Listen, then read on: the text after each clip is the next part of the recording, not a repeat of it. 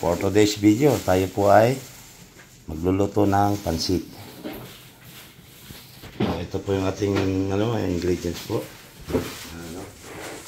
Ayan po natin yung balon na ng manok.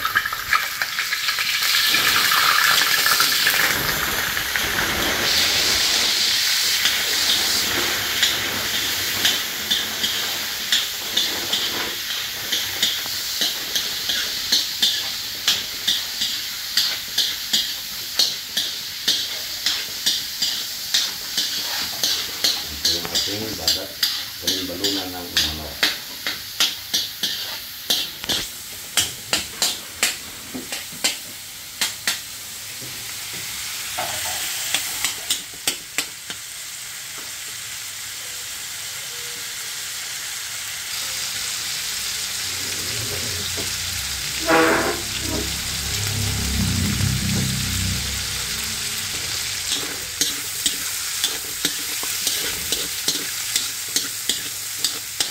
Lagyan ng paminta.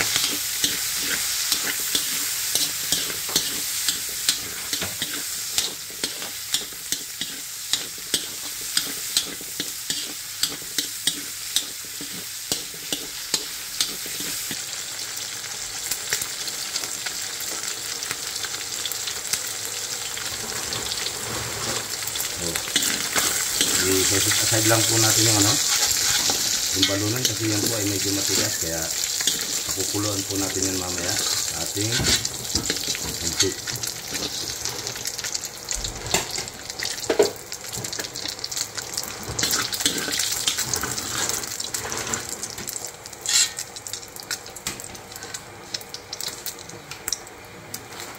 Ito po yung ating chicken breast.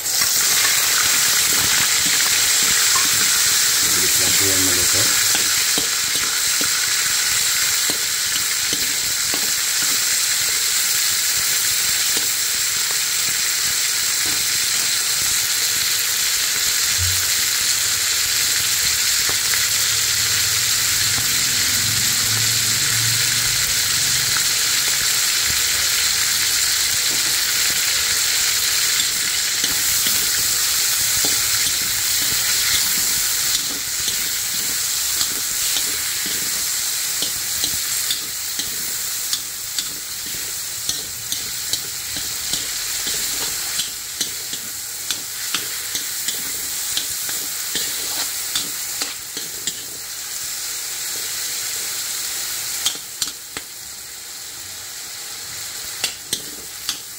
Ayun, hindi po ako makapag pansit overload kasi po hindi po tayo pwedeng gumamit ng hipon kasi yung aking kumbunso ay meron po siyang allergic reaction po sa sa hipon.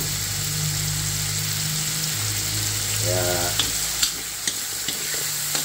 dito po sa bahay hindi po ako gumagamit ng hipon.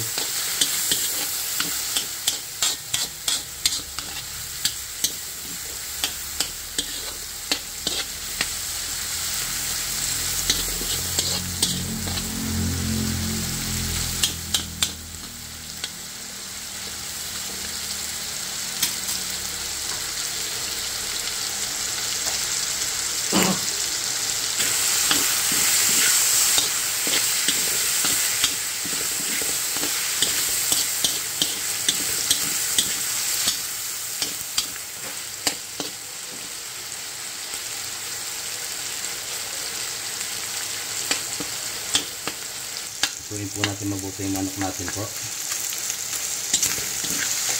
Siguraduhin po natin na nahugasan mabuti kasi po minsan po yung manok ay prone sa salmonella. Kaya kailangan po pag binili nyo yan, hugasan nyo agad mabuti. Tapos pagluluto po, sigurado po natin na lutong-luto talaga siya.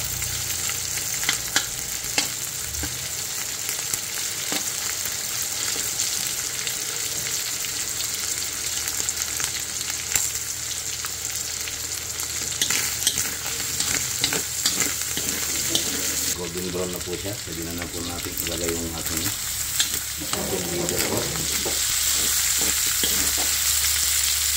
Ano na po natin yung ating chicken balls.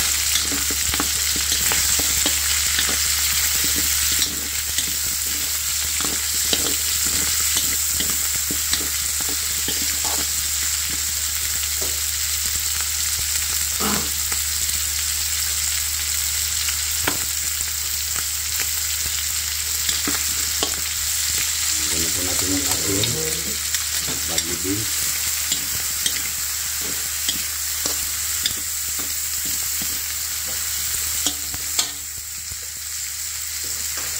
Ngayon po tayo maglagay natin sa panimplan, patis.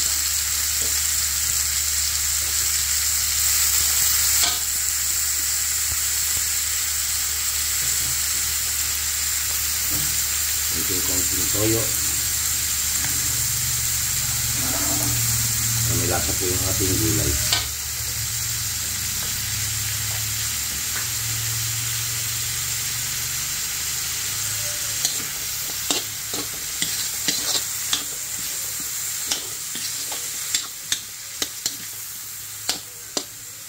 So, ilagyan na po natin yung ating sayote at yung karat natin.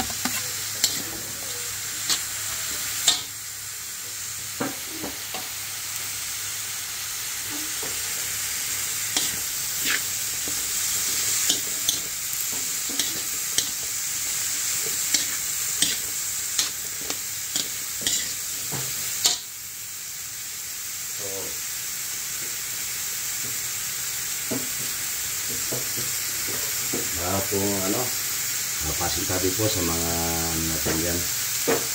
Baka po nagtataka kayo bakit hindi ako nag-isa ng bawang sibuyas. Yun po ay mamaya. Dito po ginisa mix lang po yung lalagyan natin sa ating gulay. Kanyan po ay kompleto na rin po yan para na rin may bawang sibuyas. Yun po ang reason bakit hindi po ako naglagay ng bawang sibuyas dito sa ating gulay.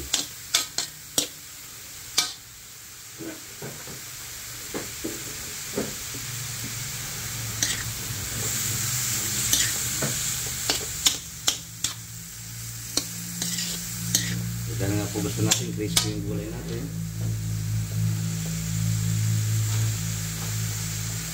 Iwasin pala yung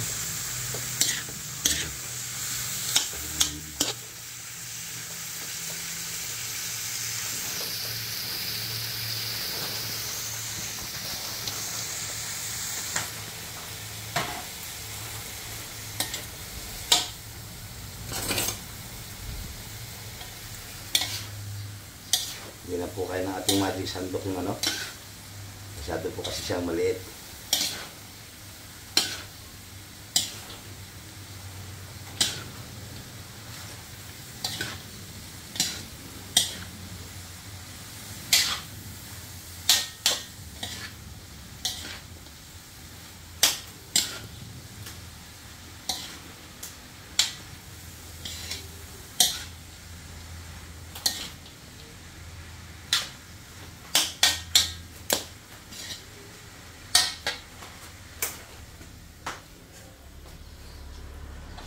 Ayan po at set aside po muna natin itong ating gulay para hindi po siya mag-overdone.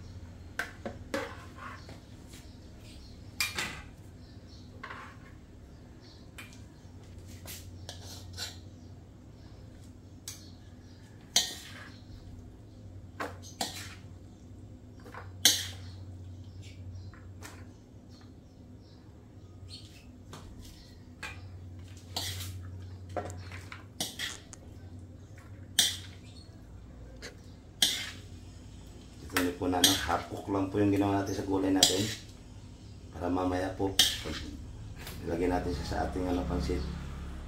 Very good po yan.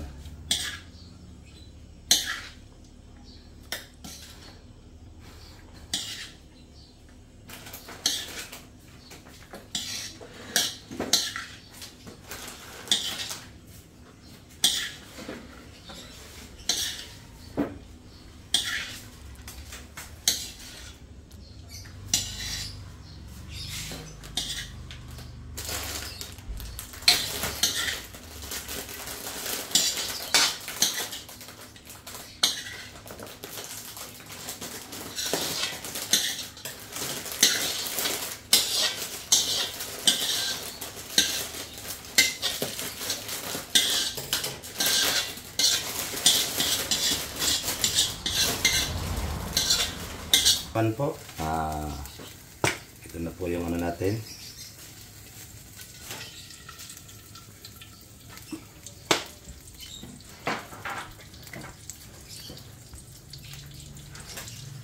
So, ito na po yung ano. Baka po may kung kanina na bakit wala raw pong sibuyas. Ito po tayo ngayon. So, ulitin ko po, kanya-kanya kusina, kanya-kanya pamamaraan po ng pagluluto.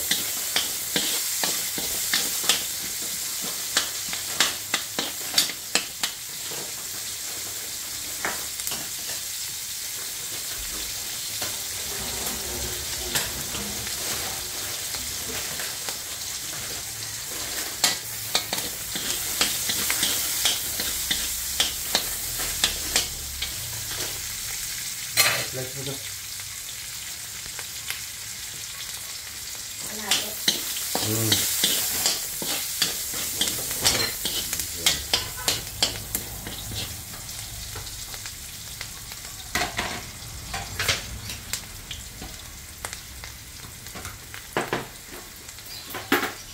Sabon po ulit tayo ng black pepper. So ayan na po, translucent na po yung sibuyas natin. Pwede na po natin ihulog yung ating bawang.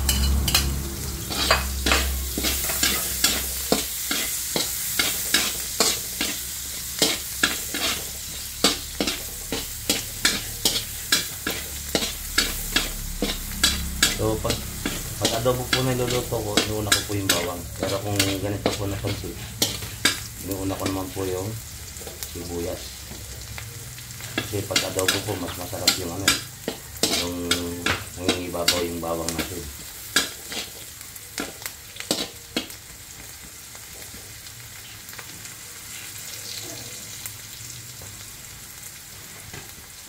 So ito po yung ano, yung iniwan ko kanina po na balon-balon na ng ano.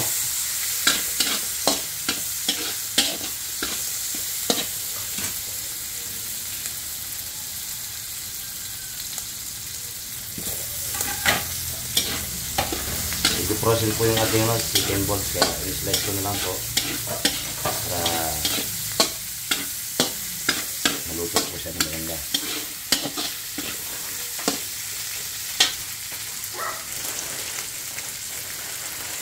Lagyan po natin yung pampalasa natin, yung ating stew.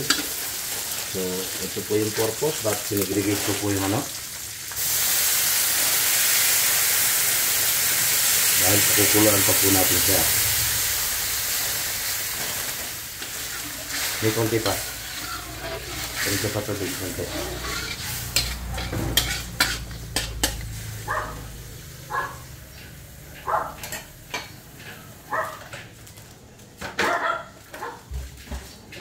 So baka po may magtanong ulit, bakit huli natin nilalagay yung oyster at dito lang siya para hindi po ito masunog yung oyster sauce natin.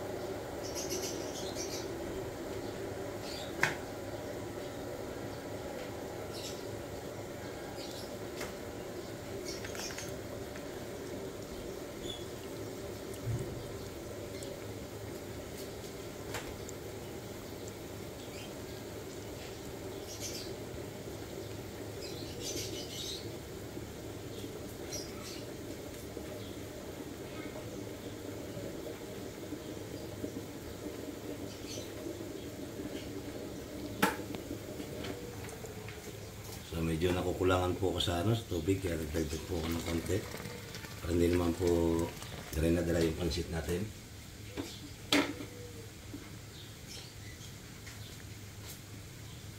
So nakita niyo po dahil pinakulot na po natin yun, continuous po yung ano niya. Yung kulot niya. So pwede na po natin nasa 1 kilogram po ito. Yan po yan nasa 1 liter po yung magiging tubig niya.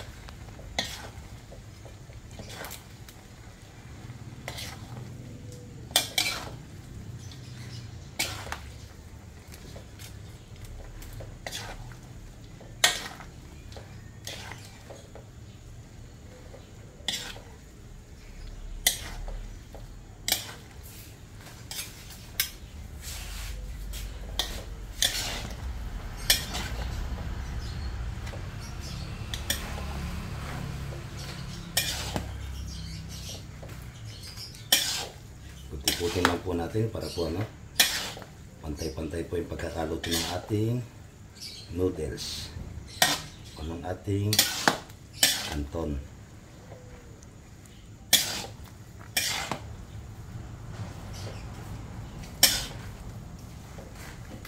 So ayan na po.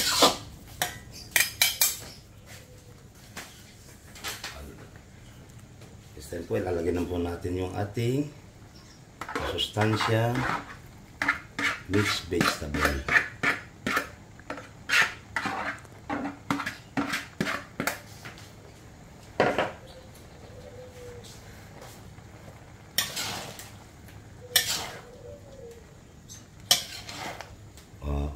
Optional po, kung gusto niyo pong mas maganda, pwede po kayo mag-toppings ng ng scrambled egg, or pwede rin naman po kung may available po kayo na yung dinurog na chicharon, mas masarap po yun.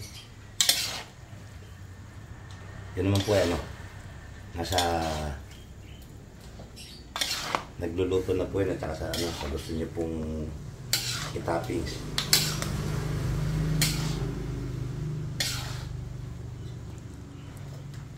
So yun lang po. Yan na po at luto na po yung ating pansit canton. Have a nice day po sa ating lahat at maraming salamat.